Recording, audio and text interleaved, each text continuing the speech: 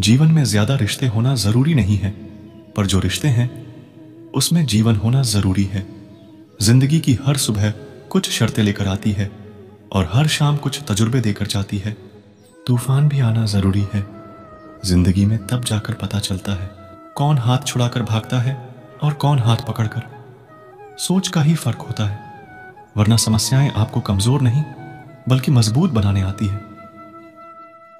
अकेले हो तो विचारों पर काबू रखो और सबके साथ हो तो जुबान पर काबू रखो। कोई भी रिश्ता अपनी मर्जी से नहीं जुड़ता, क्योंकि आपको कब कहां किससे मिलना है यह ऊपर वाला तय करता है।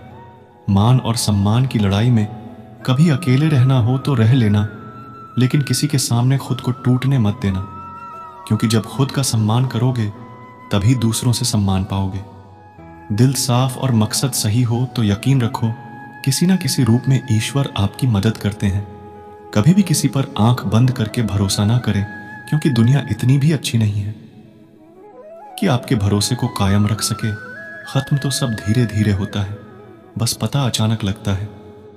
मुश्किल वक्त दुनिया का सबसे बड़ा जादूगर है, क्योंकि वह एक पल में आपके चाहने वालों के चेहरे से नकाब हटा देता है। गलती जीवन का एक पन्ना है, लेकिन रिश्ता पूरी किताब है।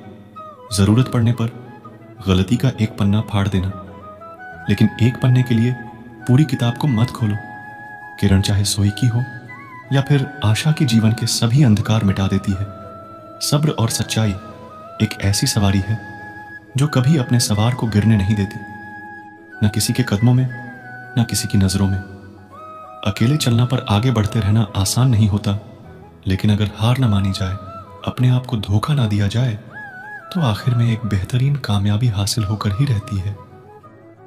अकेले चलना बहुत मुश्किल होता है, बहुत ही ज्यादा मुश्किल, लेकिन अकेले उठाया हुआ हर एक कदम तुम्हारे इरादों को मजबूत बनाता है, तुम्हारी व्यक्तित्व को निखारता है। श्री कृष्ण कहते हैं, हर वह इंसान जो अपनी लड़ाई अकेले लड़ रहा है, अपना रास्ता अकेले तय कर रहा है, लोगों की कड़वी और चुभती हुई बातों को अकेले सह रहा है। बस अपने रास्ते पर चलते रहो और आगे बढ़ते रहो, मैं तुम्हारा साथ अवश्य दूंगा। जिंदगी कमाई दौलत से नहीं मापी जाती। अंतिम यात्रा की भीड़ बताती है कि कमाई कैसी थी। सत्य केवल उनके लिए कड़वा होता है जो लोग झूठ पर रहने के आदी हो चुके हैं। जिंदगी में जीतने के लिए जीत होनी चाहिए, हारने के लिए तो एक डर ही काफी है। भरोसा रखिए, जब हम किसी का अच्छा कर रहे होते तो हमारे लिए भी कुछ अच्छा हो रहा होता है। सही फैसला लेना काबिलियत नहीं है, फैसला लेकर उसे सही साबित करना काबिलियत है। जैसे उबलते पानी में परछाई कभी नहीं दिखती, ठीक उसी प्रकार परेशान मन में भी समाधान नहीं दिखते। शांत होकर देखिए, सभी समस्याओं का हल मिल जाएगा। संसार में कोई भी मनुष्य सर्वगुण संपन्न नहीं होता, इसलिए कुछ कमियों को नजरअंदाज कर रिश्ते बनाए रखें। जब किसी को किसी से रिश्ता खत्म करना होता है तो सबसे पहले वह अपनी जुबान की मिठास खत्म कर देता है। आंखों में नींद बहुत है पर सोना नहीं है, यही समय है कुछ करने का, इसे खोना नहीं है। श्री कृष्ण कहते हैं, ना किसी के अभाव में जियो, ना किसी के प्रभाव में जियो। यह जिंदगी है आपकी, अपने स्वभाव में जियो। रिश्ते को इस तरह से बचा लिया करो, कभी मान जाया करो, कभी मना लिया करो। मौन रहना एक साधना है और सोच समझकर बोलना एक कला।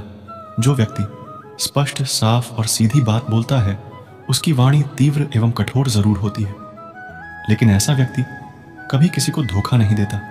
जो प्राप्त है वही पर्याप्त है। इन दो शब्दों में सुख भी हिसाब है। कर्म बहुत ध्यान से कीजिए, क्योंकि ना तो किसी की दुआ खाली जाती है, ना किसी की बद्दुआ। कभी याद रखना कि अगर यह दुनिया भेड़ियों का एक जंगल है तो तुम उन भेड़ियों के राजा हो। कहते हैं कि शिकार की तलाश में निकला भेड़िया उन भेड़ियों से ज्यादा भूखा होता है जिन्होंने अपने शिकार को पा लिया हो। तो तुम्हें बस इसी भेड़िए की तरह बनना है जो अपने शिकार की तलाश में भूखा हो। उसका दिमाग तेजी से काम कर रहा हो कि भूख कैसे मिटाया जाए, और यह भूख है कामयाबी की, दूसरों से कुछ अलग कर दिखाने की भूख। लोगों की निंदा से परेशान होकर रास्ता ना बदलना, क्योंकि सफलता श्रम से नहीं साहस से मिलती है।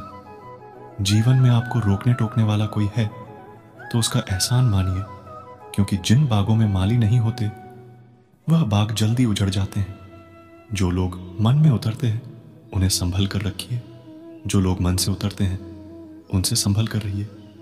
बुद्धिमान लोग कभी इतिहास नहीं रखते, वह तो सिर्फ इतिहास को पढ़ते हैं। इतिहास तो पागल लोग रचते हैं जिन पर दुनिया हंसती है। जिंदगी में इन दो लोगों से हमेशा दूर रहना, एक जो व्यस्त रहने का दिखावा करता है और दूसरा घमंडी, क्योंकि खुद को व्यस्त दिखाने वाला व्यक्ति अपनी मर्जी से बात करेगा और घमंड वाला व्यक्ति अपने मतलब से याद करेगा। किसी को धोखा देकर यह मत समझो कि आप चालाक हो, यह सोचो कि उस इंसान को आप पर विश्वास कितना है। इंसान की फितरत है, यदि आप उसका एक बार सहायता ना करें तो वह आपके द्वारा पहले की गई सारी सहायताओं को भूल जाता। घमंड के अंदर सबसे बुरी बात यह होती है कि वह सामने वाले को कभी महसूस नहीं होने देता कि वह खुद ही गलत है। हमेशा याद रखना कि समस्याओं का कोई आकार नहीं होता, वह तो आपके हल करने की क्षमता के अनुसार बड़ी या छोटी हो जाती है। इंसान को इंसान धोखा नहीं देता, बल्कि वह उम्मीदें देती है जो दूसरों से रखता है। जिंदगी में किसी को उतना ही तकलीफ देना जितना कि तुम खुद बर्दाश्त कर सको, क्योंकि तकलीफ देने में बहुत मजा आता है, लेकिन जब खुद के ऊपर आती तो बहुत रोना आता है। जिंदगी में कोई भी इंसान अपने आप को ऐसे नहीं बदलता। जिंदगी में कुछ ऐसे हादसे हो जाते हैं जो उस इंसान को बदलने पर मजबूर कर देते हैं। किसी के सामने गिड़गिड़ाने से ना तो इज्जत मिलती है और ना ही मोहब्बत, इसलिए अपने स्वाभिमान को हमेशा बनाए रखना। यदि आप में काबिलियत होगी तो वह खुद चलकर आपके सामने आएगा। नाराज मत होना कभी यह सोचकर कि काम मेरा और नाम किसी का हुआ है। यहां सदियों से रुई और तेल जलते हैं, लेकिन लोग कहते हैं कि दीपक जल रहा है। यदि आपके सपने बड़े हैं तो फिर आपके संघर्ष कैसे छोटे हो सकते हैं। यदि कोई आपका विश्वास तोड़ता है तो आप उसका धन्यवाद करना, क्योंकि वही आपको सिखाता है कि विश्वास किसी पर बहुत ही सोच समझकर करना चाहिए। यह इंसान बहुत ही खुदगर्ज है। जब किसी को पसंद करता है तो उसकी बुराई नहीं देखता, और जब किसी को ना पसंद करता है तो उसकी अच्छाई नहीं देखता। जो दोगे वही लौट कर आएगा, फिर चाहे वह इज्जत हो या धोखा। दुआ कभी साथ नहीं छोड़ती और बद्दुआ कभी पीछा नहीं छोड़ती। डरिए मत कि हम गलती कर बैठे तो क्या होगा, क्योंकि गलतियों से ही तो सीखोगे। गलतियों से तो खुद का तजुर्बा आएगा। हारेंगे तो सीखेंगे और जीतेंगे तो सिखाएंगे। कई बार लोग कहते हैं कि मेरा तो समय ही खराब चल रहा है, मुझे समझ नहीं आता मैं क्या करूं, कैसे अपने बुरे समय को अच्छे समय में बदलूं। सच तो यह है, आपको एक चीज जो बुरे समय में जरूर करनी चाहिए, और बहुत से लोग यह चीज करना छोड़ देते हैं। चलिए इसे समझते हैं। इस कहानी के माध्यम से एक बार एक बहुत ही गरीब किसान था। वह गरीब था, मेहनती था, खुश था। वह रोज सुबह उठकर भगवान से केवल 10 मिनट मंदिर में जाकर भगवान के आगे हाथ जोड़कर प्रार्थना करता था। उस किसान की पत्नी भी हर रोज किसान के साथ मंदिर जाती। प्रार्थना करके वह सारा दिन अपने खेतों में काम करता था। उसका जीवन बहुत ही अच्छा चल रहा था। अपनी मेहनत की कमाई थी। वह कुछ ज्यादा नहीं कमा पाता था, लेकिन फिर भी जितना कमाता था उसमें से कुछ पैसे लोगों की भलाई में लगा देता था। एक बार उनके गांव में एक बीमारी फैल गई। किसान का इकलौता लड़का बहुत बीमार हो गया। किसान के गांव में इस बीमारी के इलाज के लिए कोई अच्छा डॉक्टर नहीं था। पास के शहर में उस लड़के को ले जाया गया। शहर के अस्पताल का इलाज बहुत ही महंगा था। उस बेचारे किसान के लिए अस्पताल के डॉक्टर की फीस, दवाइयों का खर्चा आदि दे पाना बहुत मुश्किल था।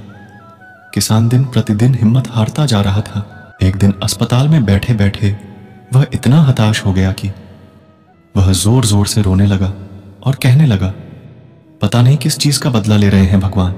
कभी वह खुद को कोसता तो कभी परमात्मा को। पर किसान की बीवी को अटूट विश्वास था परमात्मा पर। परमात्मा उनको इस मुसीबत की घड़ी में मदद करने जरूर आएंगे। पर किसान को आशा की कोई किरण नजर नहीं आ रही थी। अस्पताल की कुछ ही दूरी पर एक मंदिर था। किसान की पत्नी उस मंदिर में हर रोज प्रार्थना करने जाती, और किसान का दिल नहीं करता प्रार्थना करने को। डॉक्टर ने किसान से कहा, उसके बच्चे के इलाज के लिए 10,000 की आवश्यकता है। पर किसान के लिए इतनी बड़ी रकम इकट्ठा कर पाना असंभव था। किसान की पत्नी अब भी मंदिर जाती थी। वह भगवान के आगे हाथ जोड़कर प्रार्थना करती कि उसका पुत्र ठीक हो जाए। एक दिन मंदिर में एक सेठ आया। उसने किसान की पत्नी को कहा कि उसने किसान की बात उस दिन अस्पताल में सुनी। जिस दिन किसान रो रहा था, सेठ ने बताया उस दिन सेठ की पत्नी भी अस्पताल में थी। अब वह पूरी तरह से ठीक हो गई है और घर चली गई है। सेठ को बात हुई बातों में पता चल गया कि किसान को 10,000 की आवश्यकता है, तो सेठ ने तुरंत अपने जेब से पैसे निकाल कर देते हुए कहा कि उसके पास इस समय 10,000 ही है और वह रख ले। साथ में सेठ जी ने कागज पर अपना पता लिखते हुए कहा, अगर आपको और पैसों की आवश्यकता हो तो बेहिचक मांग लेना। महिला ने उत्तर दिया, इस कागज की कोई आवश्यकता नहीं है।